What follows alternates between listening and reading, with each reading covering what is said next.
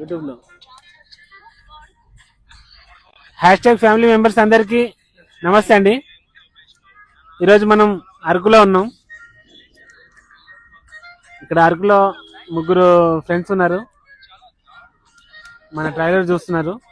చూద్దాం వాళ్ళ రియాక్షన్స్ ఎలా ఉంటాయి ఏంటనేది. లక్ష్మణ, మన ట్రైలర్ ప్లే అవుతుంది, చూద్దాం వాళ్ళ రియాక్షన్ ఎలా ఉంటుందో. ఓకేనా? సింగిల్ మైక్ యాక్టివేట్ ఉంది.